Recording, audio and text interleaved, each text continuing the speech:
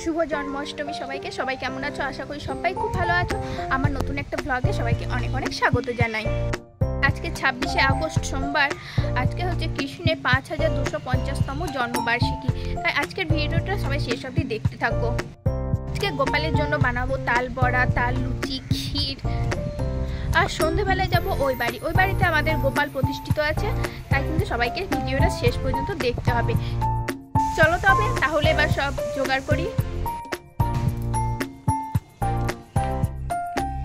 এই এত বড় একটা তাল আনা হয়েছে। তালটা এতটাই বড় ছিল, দেখেই বুঝতে পারছো তো। তালটা এত বড় থাকার জন্য আমি কোন দিক ছেড়ে কোন দিক থেকে যে ভাঙবো তাই খুঁজে পাচ্ছিলাম না। তো তালটা ছাড়াতে প্রচন্ডভাবে অসুবিধা হচ্ছিল, তো ক্যামেরাতে উঠছে না এতটা বড় তাল। তাই ভাবলাম ওপর থেকে আগে একটু খোসাটা ছাড়াতে পারি কিনা দেখি। তাই খোসাটা ছাড়ানোর প্রথমে চেষ্টা করছিলাম, কিন্তু না, তাতেও হচ্ছিল না। মানে এতটাই বড়, আমার ভীষণভাবে অসুবিধা হচ্ছিল। তো যাই হোক, ওপর থেকে হালকা করে একটু খোসাটা ছাড়িয়ে নিয়ে মাছ বরাবর ফাটিয়ে দিলাম, কারণ এত বড় তালে খোসাটাও ঠিকভাবে ছাড়ানো যাচ্ছে না। এবার তালটা মাঝখান দিয়ে ফাটিয়ে নিয়ে তারপর আস্তে আস্তে কালো অংশগুলো ছাড়ানো যাবে। এই তালটার এই একটা হাঁটিটাই দেখো কত বড়, তাহলে তো পুরো তালটা আছে। আমার একটা হাতে ঠিক মতো ধরতে পারছি না, ভীষণ অসুবিধা হচ্ছিল। ওটার মতোই ঠিক একইভাবে বাকি দুটোরও খোসা ছাড়িয়ে নেবো, তারপর কিন্তু মাড়িটা বের করে নেবো।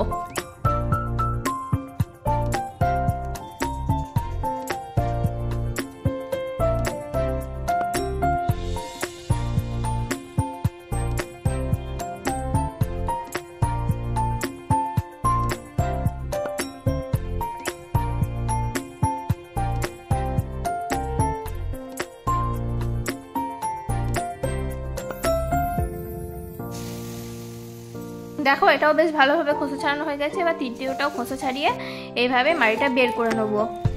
চলো তবে মাড়িটা বের করে নিয়ে তারপর দেখাচ্ছি কতটা মাড়ি বেরোলো। দেখো এত বড় বাটিতে এক বাটি মাড়ি বেরিয়েছে, তো এতটা সবটা লাগবে না, তাই কিন্তু সবটা গরম করে রাখবো। কড়াইয়ের মধ্যে খুব ভালোভাবে গরম করতে বসিয়ে দিয়েছি, কারণ এটা অনেক দিনই থাকবে। গরম করে ঠান্ডা হওয়ার পর যতটা লাগবে ততটা রেখে বাকিটাও কিন্তু ফ্রিজে কোটোর মধ্যে রেখে দেবো।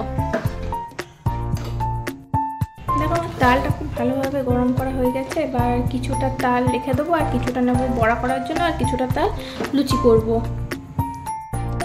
এই তালটুকু বড়া হবে, এইটুকু রেখে দেবো, আর এটাতে লুচি। চলো লুচির জন্য তাহলে আগে ময়দাটা মেখে নিই।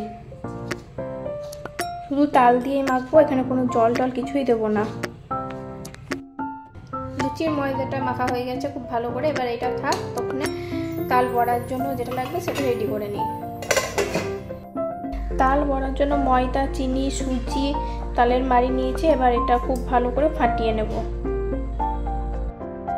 ছেড়ে দিয়েছি কড়াই ভর্তি করে বড়াগুলো। জীবনে ফার্স্ট টাইম তালের বড়া করছি, তাও আবার গোপালের জন্য, জানি না কেমন হবে। এক বাটি তালের বড়া হয়েছে।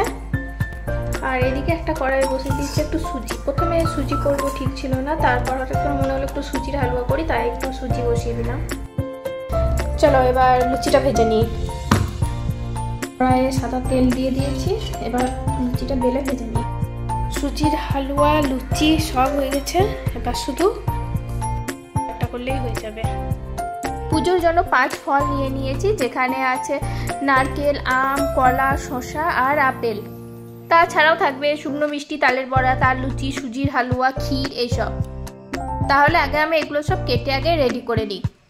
দেখো জীবনে এই প্রথমবার গোপালের জন্য থালা সাজালাম, কারণ জন্মাষ্টমীর উপোসটা কোনোদিনও করিনি, আজকে প্রথম করছি। তাই ঠিকভাবে জানি না কিভাবে কি করতে হয়, তাই যেটুকু পেরেছি সেটুকুই করেছি।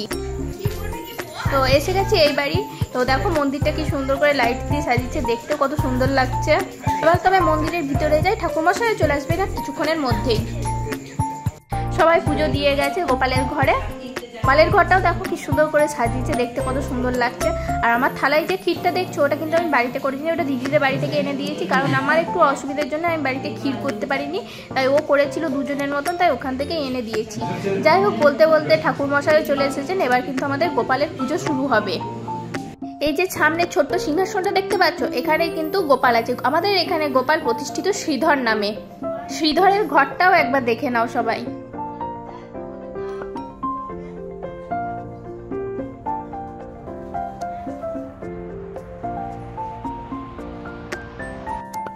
ঠাকুরমশাই কিন্তু পুজো শুরু করে দিয়েছেন। বড় সিংহাসন থেকে নামিয়ে কিন্তু শ্রীধরের পুজো হয়। আর ঠাকুরমশাইয়ের সামনে যে বড় পাথর বাটিটা দেখতে পাচ্ছেন ওখানেই কিন্তু শ্রীধরকে চান করানো হবে দুধ আর গঙ্গা জল দিয়ে।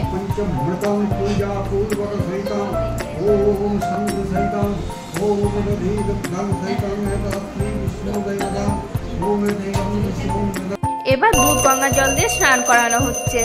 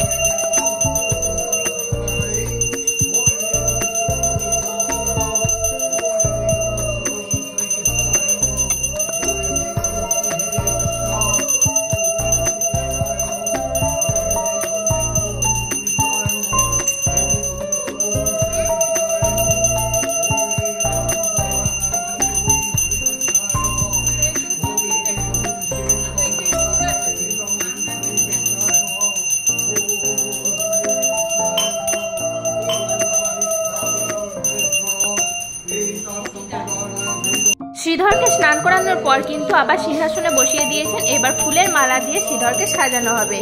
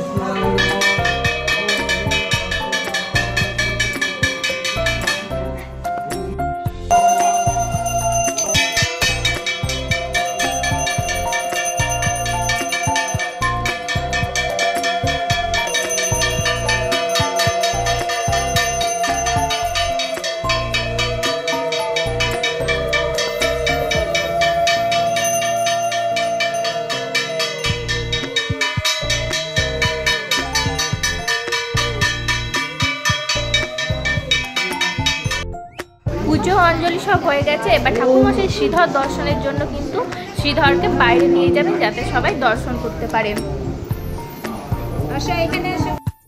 দেখো শ্রীধর একদম গোটাই ফুলের মধ্যে ঢেকে গেছেন। বৃষ্টি হওয়ার জন্যই আজকে দুটাই পেয়েছি। যতক্ষণ পুজো হলো ততক্ষণ কিন্তু মুষলধারে বৃষ্টি চললো। শ্রীধরকে সবার দর্শন করানো হয়ে গেছে। এবার শ্রীধরকে ওনার জায়গায় এনে বসিয়ে দেবেন। আমার যেহেতু পুজো দেওয়া অঞ্জলি দেওয়া সব হয়ে গেছে তাই এবার বাড়িতে প্রসাদ নিয়ে জল খাবো। আর জীবনে প্রথমবার গোপালের জন্য তালের বড়া করেছিলাম, সেটাও খেয়ে দেখবো কেমন হয়েছে।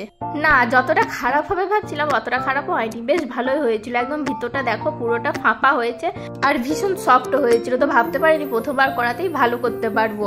তো যাই হোক, গোপালের জন্য আমার তালের বড়া বানানোটাও শেখা হয়ে গেল। তাহলে আজকের ভিডিও এখানেই শেষ করছি। সবাই ভালো থেকো, সুস্থ থেকো, আর অবশ্যই জানিও আজকে জন্মাষ্টমীর ব্লগ কেমন লাগলো। যদি ভালো লাগে তাহলে লাইক, কমেন্ট ও সাবস্ক্রাইব করে পাশে থেকো।